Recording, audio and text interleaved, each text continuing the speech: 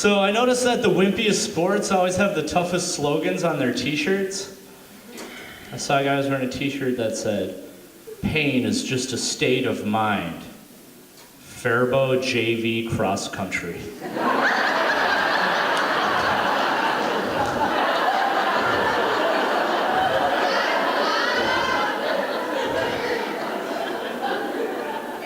Next thing you know, it's gonna be like, "We killed your grandmother.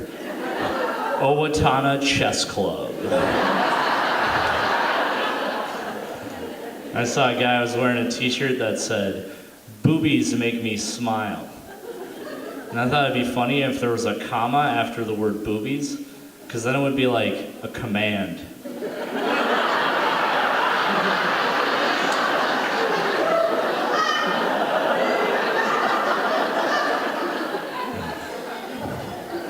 You guys like my outfit? I'm pretty sure. Got the jacket here with the stripes and the buttons on it, and if I lose one of the buttons, I just reach in my pocket here, and I have some weed that I can smoke. So that way I don't get sad about the whole button situation. There you go. Thanks for coming out.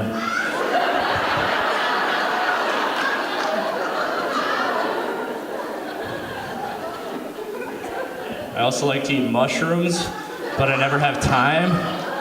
I never have time because you can't eat a bunch of mushrooms and experience all that goes along with that, and then the next morning you gotta go wake up and wait tables in Hopkins for some annoying customer sitting there like, "Excuse me, sir, I ordered tater tots and you brought me French fries." It's like, listen, lady, last night I tasted the essence of the universe, okay? I'm not concerned with the shape of your potatoes. See, that's why I just smoke weed before work. Because that way when they say that, I'm like, you're right, tater tots do sound better. One time this lady came into my restaurant, she goes, "Excuse me, sir, can you come here for a second?" Yeah, hi. I worked in the catering business for 25 years, and this is the worst grilled cheese sandwich I've ever seen. I'm like, you ordered that off the children's menu.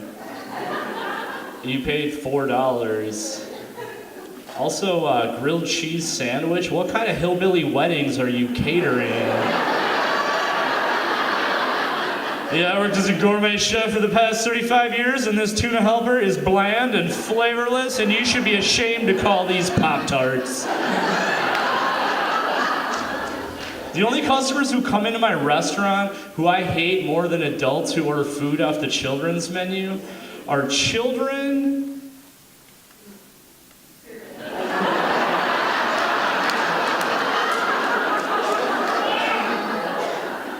But the only good thing about when kids come in is that after they leave, I get to tear up the stupid fucking pictures that they colored and throw them in the garbage can. I like to fantasize that they're watching me and crying while I do it. Like, sorry, Timmy, you went outside the lines. Nobody loves you.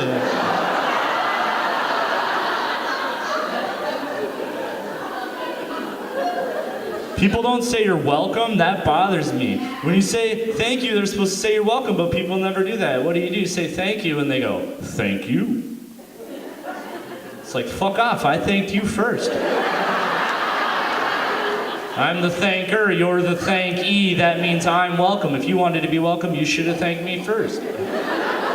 One time I walked into a coffee shop and I took a shit and I left without buying anything. And as I was walking out the door, they were like, thank you. And I was like, you're welcome. Plenty more where that came from.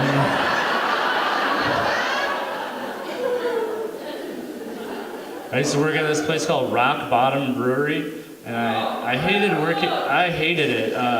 They had all these dumb rules you had to follow. Like whenever the phone would ring, there was a specific way you had to answer the phone. You had to pick it up and go, "You've hit rock bottom." But I could never get it right. I'd be like, "I've hit rock bottom." People come into the bar, they'd be like, "So how's that new IPA on tap? Have you tried that?" And I'd be like, "No, I haven't tried that new IPA on tap. I'm a recovering alcoholic. It ruined my life."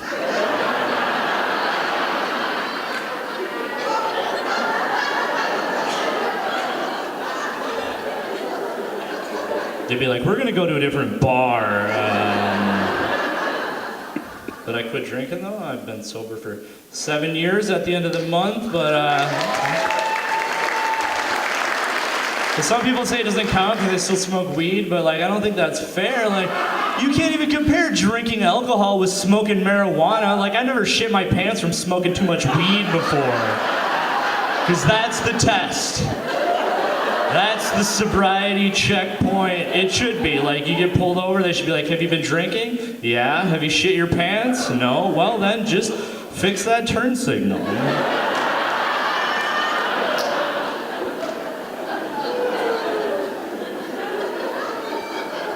The hard thing about being sober, though, is like, it's hard to get laid when you're sober, you know? Because, like, you have these mental blocks. Like, you ask yourself these questions, like, do I really want to sleep with this person? Is it really worth $100?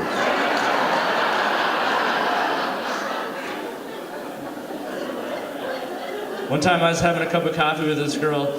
She goes, I only have 2 criteria for dating. You have to have a job, and you can't live with your parents. I was like, I have a job, and I don't live with my parents. And she's like, yeah, but still.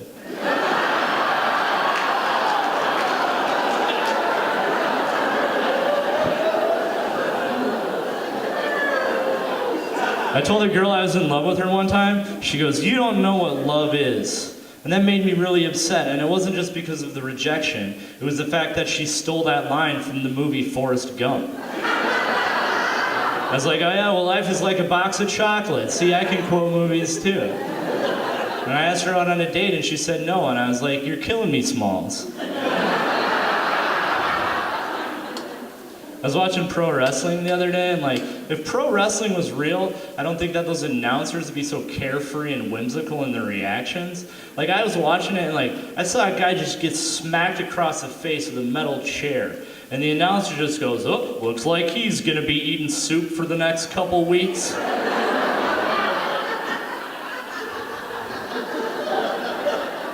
I want to see an NFL announcer react that way sometime. You know, you see a guy getting hauled off in a stretcher, like, ooh, I sure hope you like shitting blood. Ouchie, wow, wow. Hope that man's an organ donor, because he's gonna die.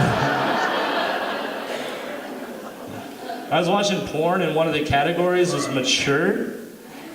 And I clicked on one of the videos, and it was just this old lady having sex with 4 guys. I'm like, oh yeah, real mature.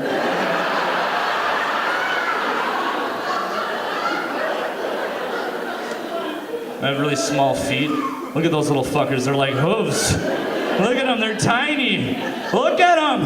It's a size 7Y. You can't even get that in the fucking store. You got to go to the kids section. It's embarrassing. The Y stands for youth, okay? And people ask me, they go, oh, since you have small feet, does that also mean that you have a small penis? Yes, it does. I mean, it doesn't mean that. I just have small feet and I also happen to have a small penis. It's a correlation, not a cause and effect relationship.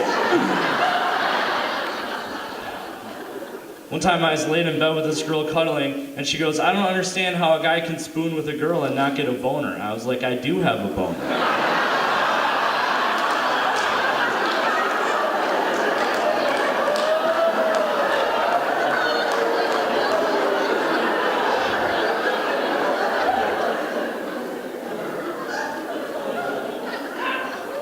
Best that joke has ever done. That's true. I think I get my sense of humor from my dad. He has a big dick. But the thing about my dad...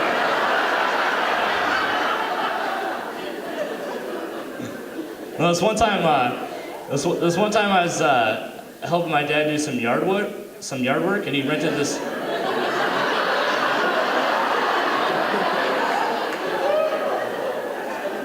I don't even know what just happened there. I said a word wrong, and then everybody lost their fucking shit. Yard work. It wasn't recently. Is that why you were laughing? Because it's cold outside? I didn't say it was like, I wrote the joke a while ago. Did you think I came up with this whole set like this morning? Like this is old. All right, anyways. I saw my dad do some yard work at one time in history. He rented this wood chipper, and there's an emergency kill switch on the wood chipper that you can hit, like in case somebody gets their arm caught in it or whatever. And so we decided that we should have like a safe word to let the other guy know in case that happens, so he can shut it off. And so this is what we decided on.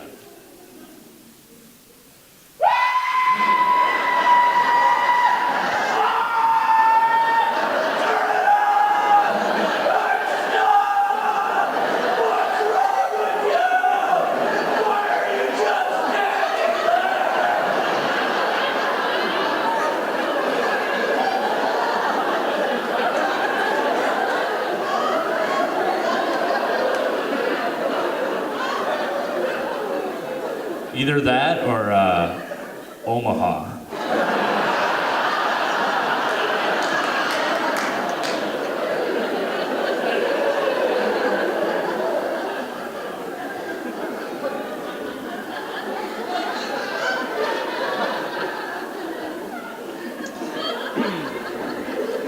So we were listening to the radio on the way down here, and yeah. Shh.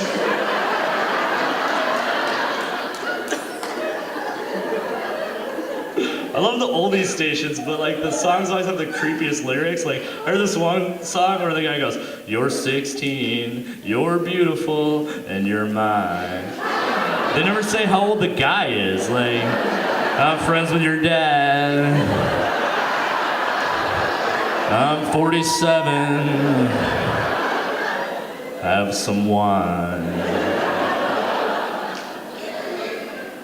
There's one song where the guy goes, "Do you love me now that I can dance?"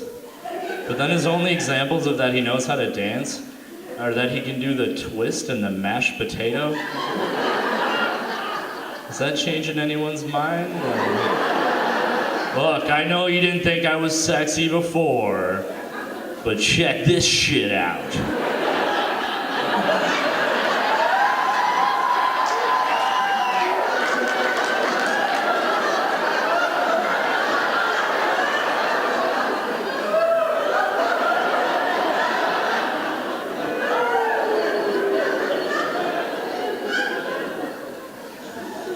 My favorite song of all time is Chantilly Lace by the Big Bopper. It's a song where the whole time the Big Bopper is having this like one-sided Bob Newhart style phone conversation with his date, you know? Like he picks it up, he goes, "Oh, this is the Big Bopper speaking. Aw, you sweet thing. Pick you up at 8 and don't be late."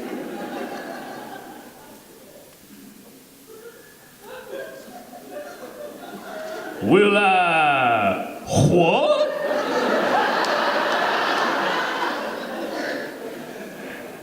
Can I what? Oh, baby, you know what I like.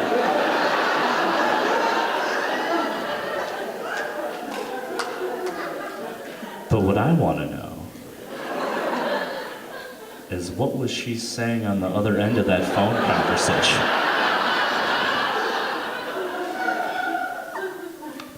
Will you just come over here and put on this Richard Nixon mask and hit me with a shovel? Will I what?